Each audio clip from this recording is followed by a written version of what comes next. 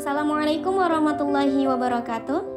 Kali ini kita akan membahas tentang bimbingan kelompok. Bimbingan kelompok adalah salah satu jenis layanan dari bimbingan konseling, di mana bimbingan kelompok ini untuk membantu setiap siswa dalam kegiatan dinamika kelompok. Tujuan dari bimbingan kelompok adalah untuk menghidupkan dinamika kelompok atau mengoptimalkan keberanian dalam berbicara, keberanian dalam menyampaikan pendapatnya, meningkatkan rasa percaya diri dalam menyampaikan setiap ide atau gagasannya. Ada 3 komponen dalam bimbingan kelompok.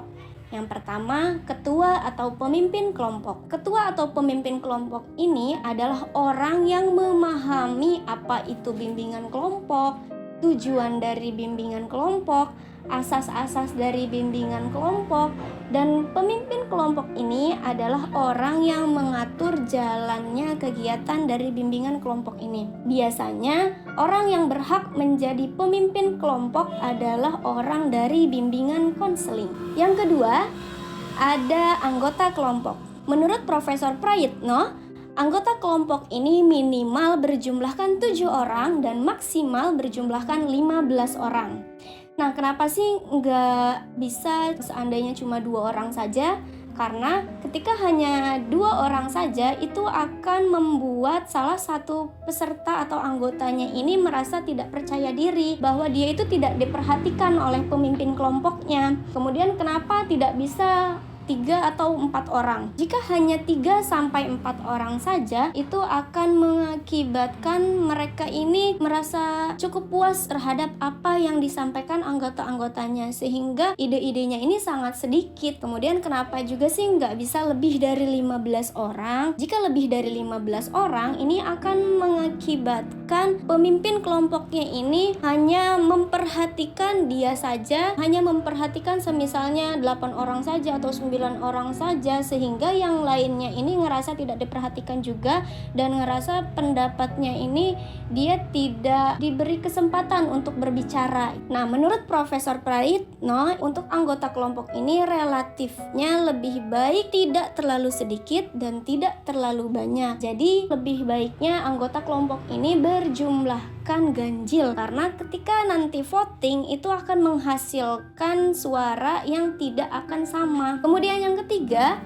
ada topik. Nah, topik ini adalah topik yang terupdate, topik yang sedang hangat-hangatnya, yang dimana semua anggota kelompok ini mengetahuinya. Dalam topik bimbingan kelompok ini ada 2. Yang pertama ada topik bebas, yang kedua ada topik tugas. Untuk topik bebas itu, pemimpin kelompok meminta setiap anggota kelompok ini menyampaikan topik apa yang ingin mereka bahas. Kemudian setelah mereka menyampaikan topik-topiknya, ambil voting topik siapa yang ingin dibahasnya. Nah, yang kedua ada topik tugas. Topik tugas ini biasanya sudah dipersiapkan oleh pemimpin kelompoknya, yang dimana pemimpin kelompok ini tinggal menyampaikan topik ini yang akan dibahas. Nah, biasanya topik tugas ini sudah sesuai dengan RPL yang pemimpin kelompok ini buat sebelumnya.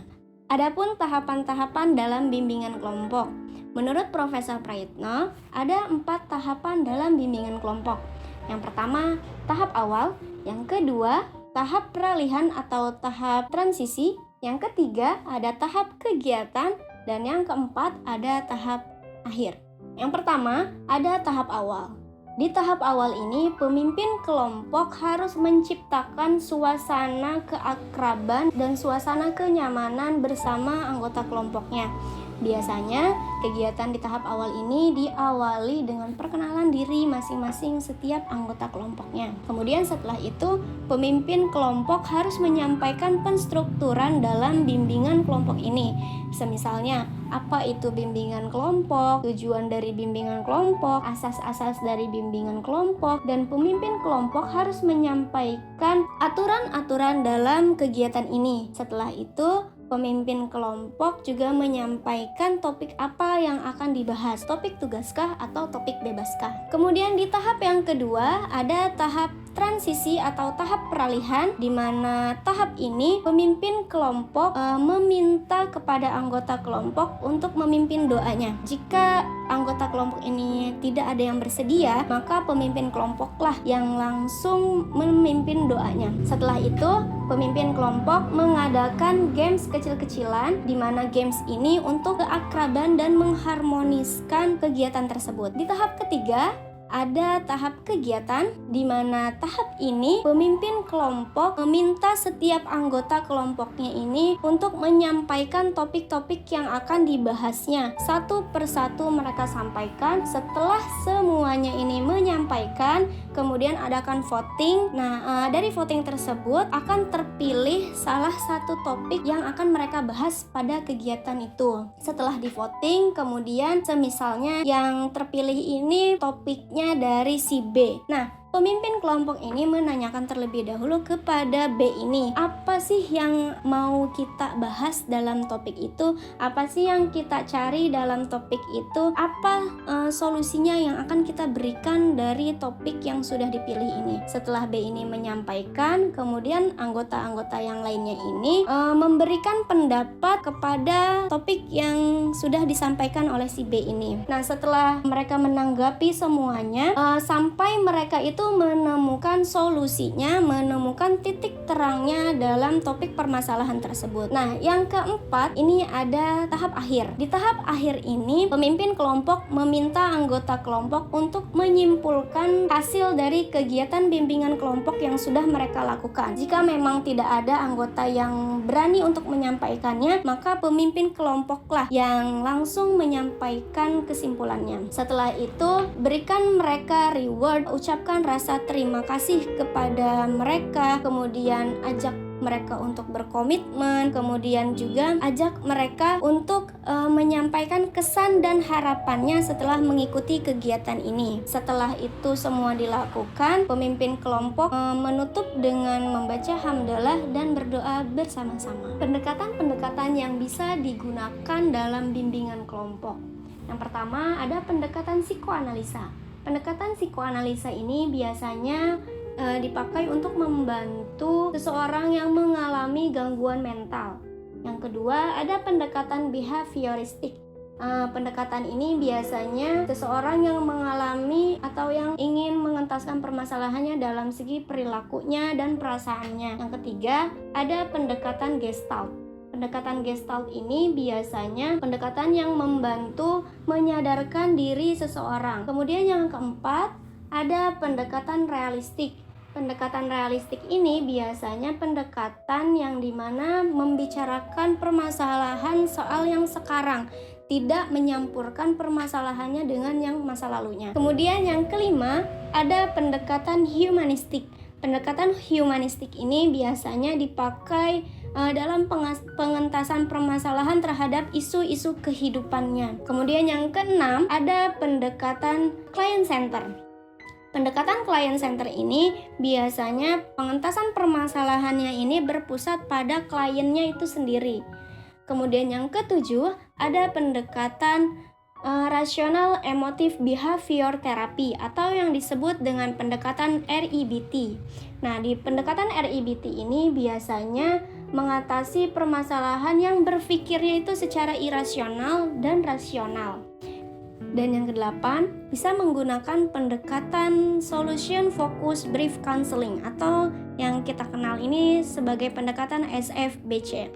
Nah, di dalam pendekatan ini, pendekatan yang mengatasi permasalahan ini fokus kepada permasalahannya. Kemudian, teknik-teknik yang bisa digunakan dalam bimbingan kelompok. Yang pertama, ada teknik diskusi kelompok, di mana diskusi kelompok ini memiliki 3 teknik. Yang pertama ada diskusi panel. Diskusi panel ini mendiskusikan secara bergantian terhadap anggota kelompoknya. Dalam topik-topiknya ini mereka semua menyampaikan satu persatu. Kemudian yang kedua ada diskusi lokakarya. Diskusi lokakarya ini diskusi yang untuk menghasilkan sebuah karya dalam kegiatannya tersebut. Dan yang ketiga ada diskusi terfokus.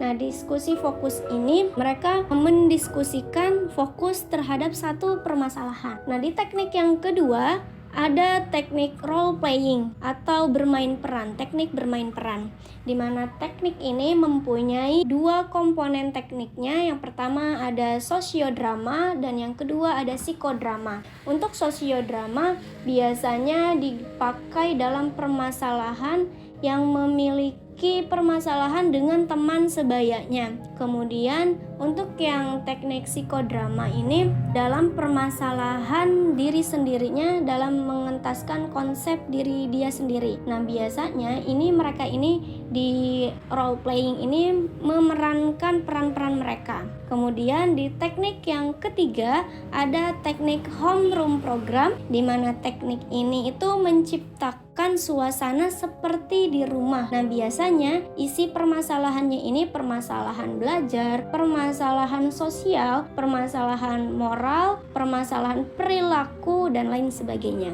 Kemudian yang keempat ada teknik life model. Nah, teknik ini biasanya teknik untuk meningkatkan rasa kepercayaan diri terhadap masing-masing kelompoknya. Sekian pembahasan mengenai bimbingan kelompok. Terima kasih sudah menonton video ini sampai selesai. Saya Indria Sufa, and I say, the more that you read, the more things you will know, and the more you learn, the more places you will go. Assalamualaikum warahmatullahi wabarakatuh.